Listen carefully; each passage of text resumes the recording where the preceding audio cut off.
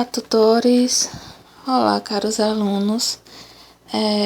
Aqui estamos hoje para iniciarmos justamente a terceira unidade do nosso conteúdo programático. E essa terceira unidade tem justamente como tópico inicial alguns conteúdos referentes à pontuação. Quando se fala ou se escreve, é natural que haja momentos de pausa para proporcionar ao ouvinte ou ao leitor uma melhor compreensão do enunciado criado. Tais pausas possuem funções importantíssimas em um texto, que são justamente aquelas de indicar a fluidez com que se lê e o ritmo da leitura. Também podem tornar o texto menos enfadonho, principalmente se houver a elaboração de frases não muito longas, e apontam para a conclusão de um pensamento específico. E aí é preciso ressaltar, porém, que nem sempre as pausas realizadas na fala são representadas com perfeição no momento da escrita, por mais que haja um regramento específico. Nem sempre se pontua conforme se fala. Isso será bem mais detalhado um pouco adiante. Vejam só as situações. Por inúmeras vezes nós queremos colocar na escrita justamente as expressões claras e bem naturais da fala, que são caracterizadas pela entonação, mas nem sempre é possível nós justamente retratarmos, colocarmos na escrita as nossas formas de falar, até porque a entonação é característica natural da nossa voz, da nossa comunicação oralizada.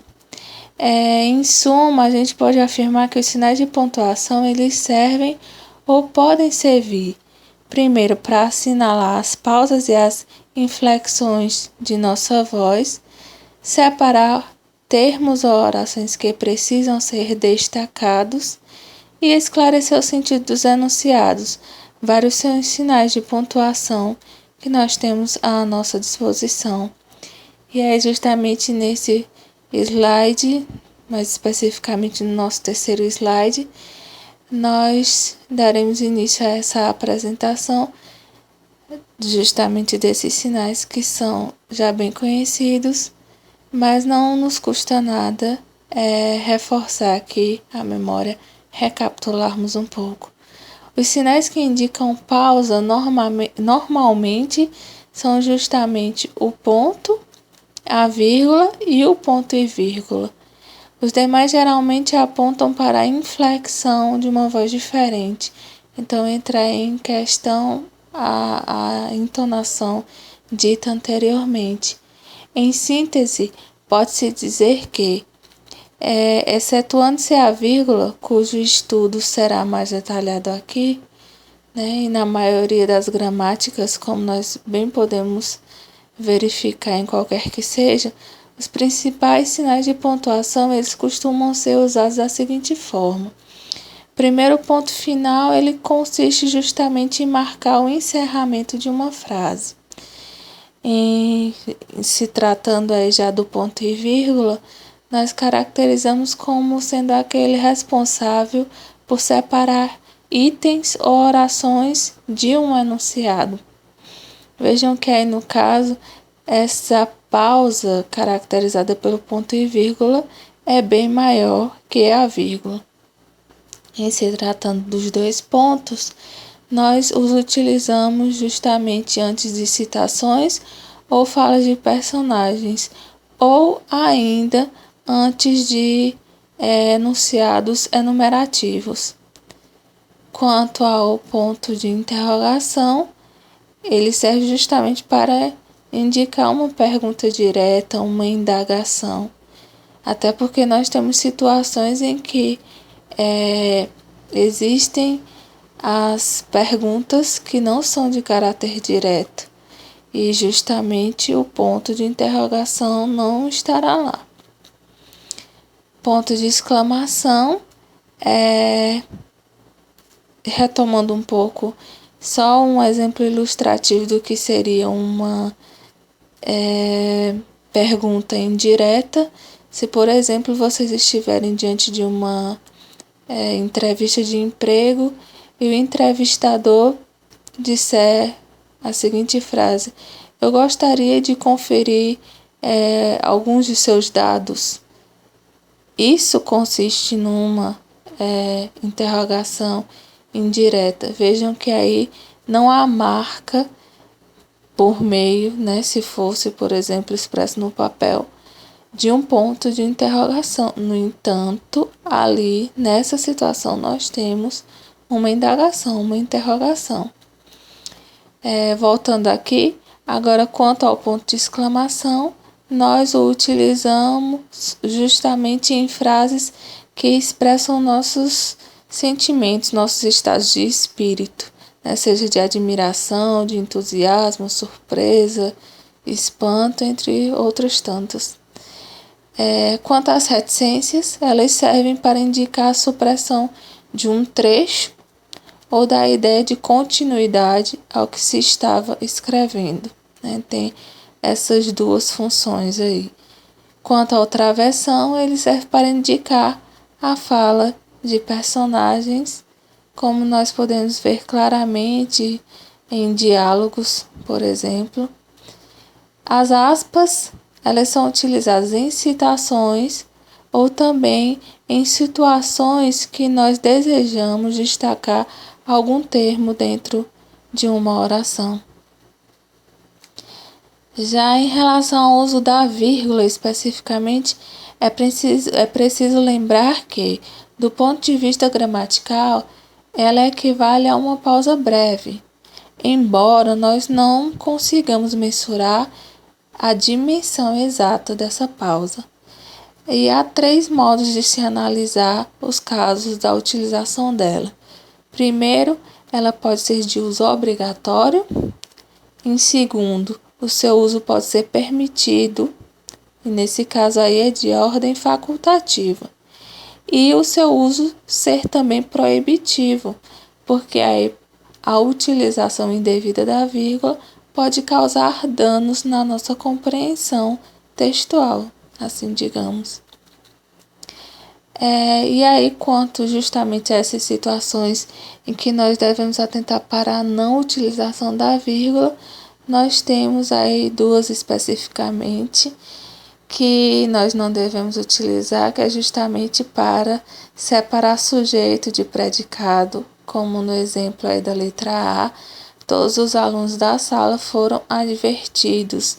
Então, por exemplo, se nós colocássemos todos os alunos da sala, vírgula, foram advertidos, estaríamos utilizando a vírgula de forma incorreta.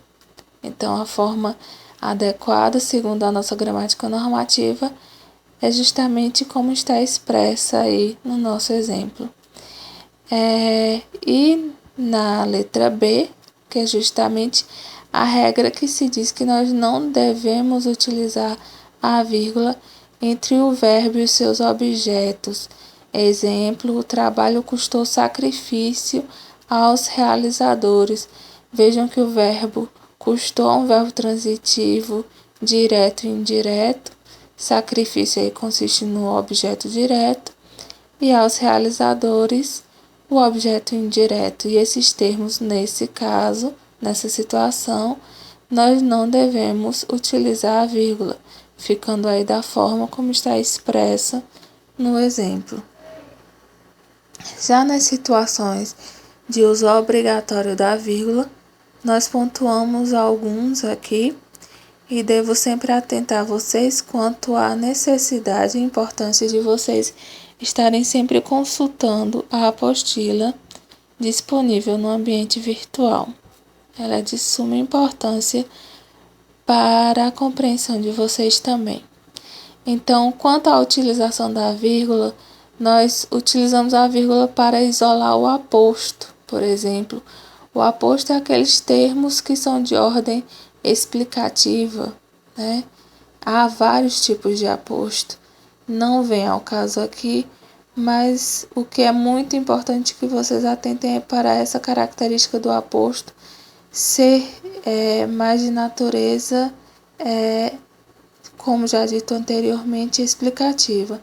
São Paulo, considerada a metrópole brasileira, e vejam que aí há um isolamento de aposto entre vírgulas, não há a presença apenas de uma vírgula, mas de duas vírgulas, isolando esse termo explicativo.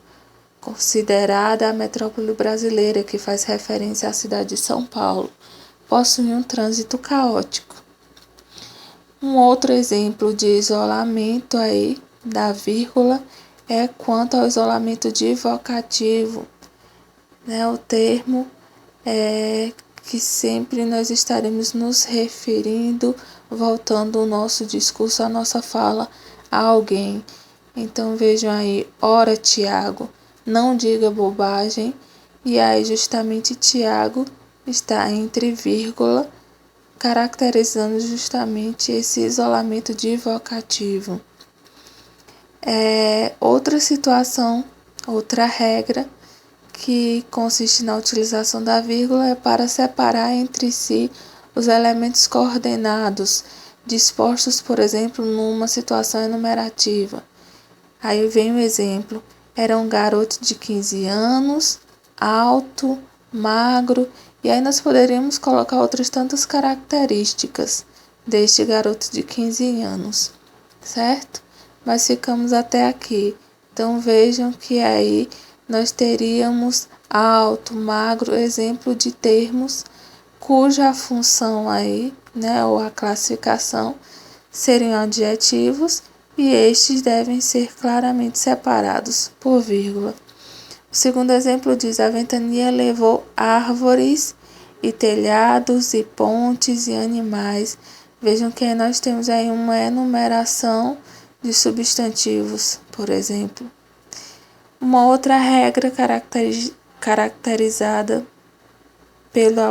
para a utilização da vírgula é quanto à marcação na intercalação das expressões explicativas ou corretivas, a exemplo da expressão isto é, ou melhor. Então, no exemplo aí nós temos: as indústrias não querem abrir mão de suas vantagens, isto é, não querem abrir mão dos lucros altos. E aí nós temos claramente a intercalação dessa expressão explicativa, que é o exemplo de isto é. Uma outra regra diz respeito à marcação da inversão do nome de lugar anteposto às datas, como, por exemplo, numa carta comercial ou qualquer outro gênero textual, nós podemos encontrar acima, no canto superior, mais especificamente à direita, Recife, 15 de maio de 1982, melhor dizendo. Veja aí claramente a marcação aí e a ordenação de cidade ou localidade, separando a data. E aí foram estes os tópicos que nós consideramos importantes para frisarmos as características, ou mais especificamente as regras de utilização dos sinais de pontuação, dando sempre uma maior ênfase às regras de utilização da vírgula. O nosso próximo tópico diz respeito justamente a conhecimento sobre o gênero textual conhecido como ata. E a ata nada mais é que um documento em que se registram de modo conciso e claro as ocorrências, deliberações, resoluções e decisões de reuniões ou assembleias. Em tempos passados era redigida em livro ou em um caderno preparado para essa finalidade. Atualmente ela é digitada, impressa e arquivada, muitas vezes no próprio computador. E aí nós temos características de ordem estrutural da ata. Ela possui margens dos dois lados, é um livro de ata, e formatadas em editor de texto que não permita alteração, como é o exemplo do formato PDF, se assim fizermos no computador. Não possui parágrafos ou alíneas, ocupando todo o espaço da página. Não possui abreviaturas de palavras ou expressões. As coisas são sempre ditas por extenso, com números, aqui como já foi dito, até a própria numeração, né? Ali, se for exposta, deve vir por extenso, sem rasuras nem emendas, sem uso de corretivo, com verbo no tempo pretérito perfeito do indicativo, é essa a orientação dada. E a ata, ela normalmente é dividida nas seguintes partes. Primeiramente, nós temos a data, o horário e o local, o nome do presidente da reunião, do secretário que ficou incumbido de lavrar justamente essa ata, a apresentação aí, os nomes das pessoas presentes naquela reunião, e o relato, né? Justamente o conteúdo, a pauta ali discutida na reunião. E, por fim, nós temos justamente o encerramento desta. Logo adiante vocês têm um exemplo de ata bem simples, não há muita coisa dita, aí quanto à extensão, ela é realmente mínima. E aí nós podemos perceber claramente algumas destas características desses tópicos apresentados anteriormente. E passando também para o conhecimento de mais um gênero, que é o gênero relatório, que é tão importante em várias esferas sociais e também no ambiente acadêmico. Nós colocamos inicialmente o que seria, né, no que consiste o relatório, e basicamente nós podemos dizer que é um texto destinado a retratar uma atividade exercida durante determinado tempo, em algum lugar e com resultados a serem exibidos. Para se elaborar um relatório é necessário, antes de tudo, que haja um planejamento, indicando tópicos que devem aparecer no corpus, né? Aí no corpo do trabalho. Não se pode dizer que há uma estrutura fixa para o relatório.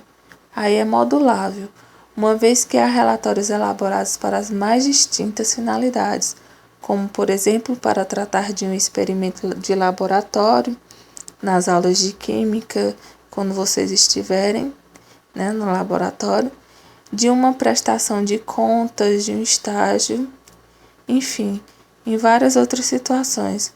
Usualmente, os relatórios de caráter acadêmico, eles costumam apresentar as seguintes partes, que são o título, né, o resumo, a que se pretende ali, o que se pretende, melhor dizendo, retratar, a introdução, que nada mais é que a apresentação sucinta do que você irá falar, abordar.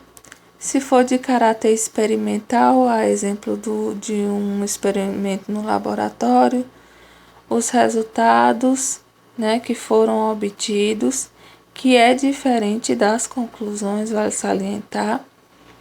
Os apêndices ou os anexos, que são as partes que vêm após esse momento de estudo, de resultados e conclusões. E, por fim, as referências bibliográficas, os autores que ajudam sempre a gente a trilhar esse universo de pesquisa. Vocês têm aí, por fim, alguns exemplos de citação, né? Que são os exemplos, os tipos básicos, a citação direta, a citação indireta e a citação de citação. É importante que vocês tenham um pouquinho de atenção quanto a essa diferenciação básica, e vocês têm por meio dos exemplos. Espero que estejam claros. E, enfim, em síntese, em suma, é isso, caros alunos, caros tutores. Especificamente, eu desejo êxito aos alunos desse curso, que vocês tenham obtido justamente sucesso e, melhor dizendo, a compreensão sobre os conteúdos que aqui foram abordados. Agradeço muitíssimo a colaboração dos tutores que desenvolveram juntamente comigo e com vocês esse trabalho. Por fim, eu deixo uma frase aqui, que eu espero que a língua portuguesa, ou seja, essa nossa língua materna, que é tão rica, seja sempre vista por vocês, por todos nós, como uma ponte que nos integra à sociedade, e não justamente como algo que possa nos distanciar do mundo. Tudo bem, gente? Sucesso e até um próximo trabalho.